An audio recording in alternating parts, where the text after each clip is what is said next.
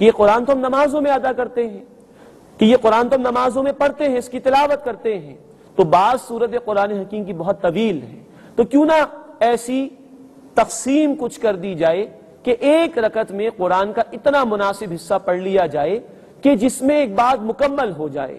تو پھر ضرورت محسوس ہوئی اور قرآن حکیم کو رکوعوں میں تقسیم کیا گیا۔ رکوعوں کی تعداد 558 ہے، 558۔ مقصد یہ تھا کہ اتنے سائزبل پارٹ میں بڑی صورتوں کو تقسیم کیا جائے کہ وہ سائزبل پارٹ قرآن حکیم کا ایک رکعت میں پڑھنا آسان ہو تاکہ ایک بات مکمل ہو سکے۔ لیکن نوٹ فرمائیے، ظاہری بات ہے یہ خیال وہ رکھے گا جو قرآن کو سمجھ کر پڑھتا ہو۔ اللہ ہمیں اس کی توفیق عطا فرمائے کہ بھئی اتنا حصہ پڑھ رہے ہیں قرآن حکیم میں کہ سمجھ میں آئے اور بات مکمل بھی ہو جائے، تو یہ اسی وقت ہوگا جب ہم قرآن کو سمجھ کر پڑھنے والے ہوں گے۔ اللہ ہمیں اس کی توفیق عطا فرمائے۔ یہ کام بھی دور صحابہ رضی اللہ تعالی عنہ اجمعین کے بعد ہوا کہ رکوعوں میں قرآن حکیم کو تقسیم کیا گیا۔ تو یہ دور صحابہ کے بعد قرآن حکیم کے الفاظ پر نقطوں اور اعراب کا، حرکات کا، زبر زیر پیش کا لگایا جانا، پاروں کی تقسیم اور رکوعوں کی تقسیم عمل میں آئی، جس کو امت نے قبول کیا اور امت کا اس پر اتفاق بھی ہوا۔ قرآن حکیم کی ایک اور تقسیم بعض اہل علم نے کی ہے اس کے مضامین کو سمجھنے کے اعتبار سے، اور وہ ہے مکی مدنی صورتوں کے گروپس میں قرآن حکیم کی تقسیم۔ اسی کے ہم دیکھیں کہ قرآن حکیم میں سب سے پہلے سورۃ الفاتحہ ہے، ایک مکی صورت، پھر 4 مدنی صورتیں، پھر 2 مکی صورتیں، پھر 2 مدنی صورتیں، تو یہ سلسلہ بدلتا رہتا ہے، مکی صورت، مدنی صورتیں، مکی صورتیں، مدنی صورتیں۔ تو بعض اہل علم نے غور کیا اور انہوں نے قرآن حکیم کے 7 حصے مکی مدنی صورتوں کے اعتبار سے تقسیم فرمائے تاکہ قرآن حکیم کے مضامین کو سمجھنا آسان ہو جائے۔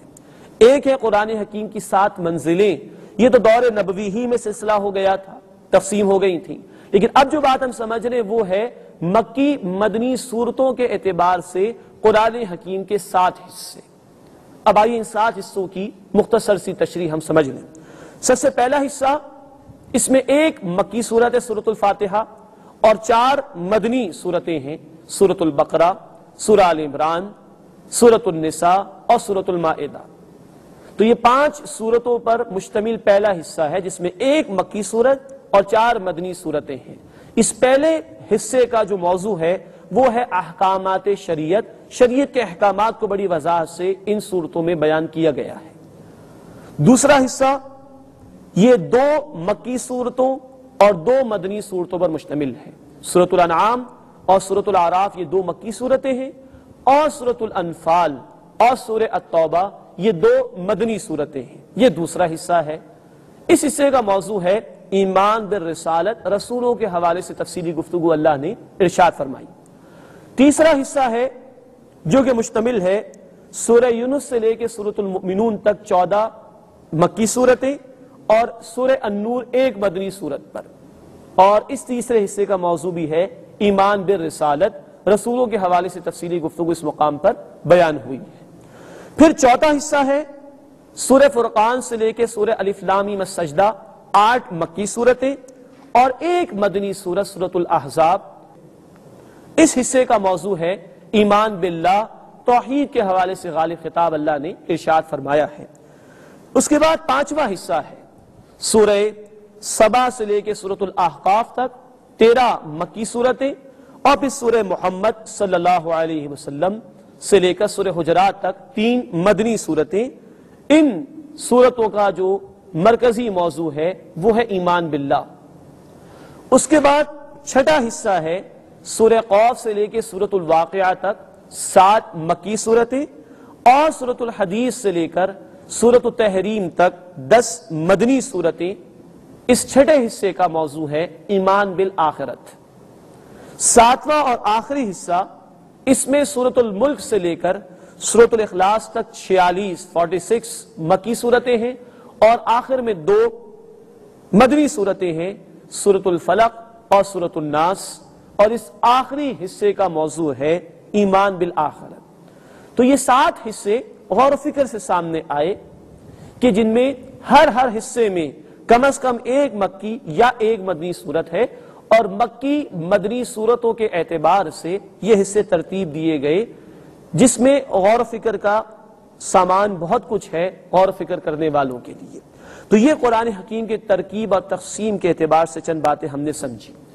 یوں گویا تعارف قرآن کے ضمن میں 10 پوائنٹس ہمارے سامنے آئے۔ قرآن کیا ہے؟ یہ اللہ کا کلام۔ قرآن کی عظمت کو ہم نے سمجھا۔ نمبر 3، قرآن کیوں نازل کیا گیا، اس کا مین مقصد ہے ہدایت، یہ بات ہم نے سمجھی۔ نمبر 4، قرآن کے نزول کا پیریڈ کیا ہے، وہ ہم نے سمجھا۔ انزال یکدم بھی نازل ہوا اور تنزیل تھوڑا تھوڑا کر کے بھی نازل ہوا۔ نمبر 5، یہ کیسے نازل ہوا، ہم نے سمجھا یہ قلب محمدی صلی اللہ علیہ وسلم پر نازل ہوا۔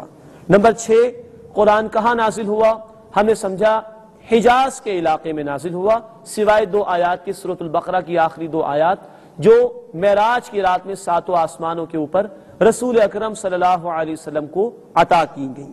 نمبر 8، اس قرآن کا اسلوب ہم نے سمجھا، یہ شاعرانہ اسلوب نہیں ہے، یہ نثر کا عام ادب کا اسلوب نہیں ہے، اس میں خطابت کا انداز ہے، اور 114 صورتیں اللہ کے خطبات ہیں جو اللہ نے عطا فرمائے ہیں۔ نواں پوائنٹ جو ہم نے سمجھا، قرآن حکیم کی ترتیب اور تدوین، یہ کیسے محفوظ ہوا، کیسے کمپائل ہوا۔ ہم نے سمجھا کہ ایک اس کی ترتیب نزولی ہے جس سے مکی صورتیں پہلے ہیں اور مدنی صورتیں بعد میں، لیکن ایک ترتیب مصحف جو اب ہمارے سامنے ہے، یہ دور نبوی سے ہی سلسلہ شروع ہوا۔ اللہ کے رسول صلی اللہ علیہ وسلم کی سپرویژن میں لکھا بھی گیا، حفظ بھی کیا گیا۔ دور ابو بکر صدیق رضی اللہ تعالی عنہ میں ایک کتابی شکل میں جمع کیا گیا، اور دور عثمان غنی رضی اللہ تعالی عنہ میں ایک رسم الخط پر اسے جمع کر دیا گیا۔ اللہ نے اس کی حفاظت کا ذمہ لیا، آج تک یہ قرآن محفوظ ہے۔ اس کے بعد ہم نے سمجھا 10واں پوائنٹ، قرآن کی ترکیب اور تقسیم، اس کی ڈویژن کس طرح ہے۔ آیت کو ہم نے سمجھا، سورتوں کے متعلق ہم نے گفتگو کی، منازل کے حوالے سے گفتگو ہوئی، پھر دور صحابہ کے بعد نقطوں اور حرکات زبر زیر پیش کا لگنا، 30 پاروں کی تقسیم اور 558 رکوعوں کی تقسیم ہم نے سمجھی۔ پھر ماضی قریب کے بعض اہل علم کے غور و فکر کے نتیجے میں ہم نے سمجھا کہ 7 حصے ہیں قرآن حکیم کے مکی مدنی صورتوں کے اعتبار سے جو ہمارے سامنے آتے ہیں۔ الحمدللہ یہ قرآن حکیم کا ایک مختصر تعارف تھا جو ہمارے سامنے آیا۔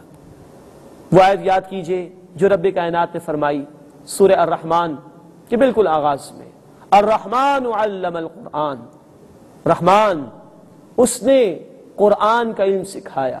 یہ قرآن اللہ رب العزت کی رحمانیت کا مظہر ہے، عظیم ترین نعمت ہے جو اللہ رب العزت نے انسانیت کو عطا فرمائی۔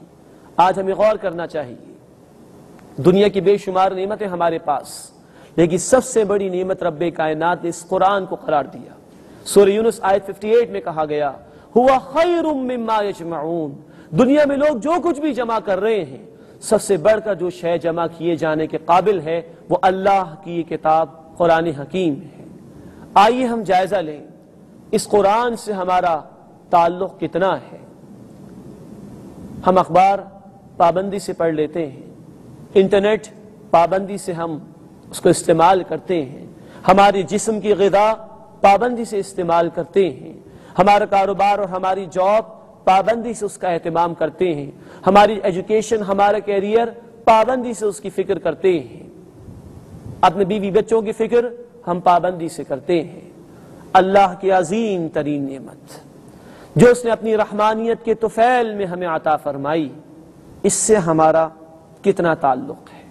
ہم نے آج ابتدا میں یہ بات بھی سمجھی، لو انزلنا هذا القرآن على جبل لرأيته خاشعا متصدعا من خشية اللہ، سورۃ الحشر کی آیت نمبر 21۔ اگر اس قرآن کو ہم کسی پہاڑ پر نازل کرتے تو تم دیکھتے کہ وہ اللہ کی خشیت سے دب جاتا اور پھٹ جاتا اور ریزہ ریزہ ہو جاتا۔ یہ قرآن تو پہاڑوں کو ہلا دینے والی کتاب ہے۔ ہمارے دل میں اس کے لیے کتنی جگہ ہے، ہمارا دل اس کی عظمت کو کتنا محسوس کرتا ہے۔ کبھی ہماری آنکھیں بھی نم ہوئیں، اس سے 2 آنسو بھی کبھی بہ گئے اس قرآن کی عظمت کی وجہ سے۔ اللہ مجھے بھی اور آپ کو بھی اس کا جائزہ لینے کی توفیق عطا فرمائے۔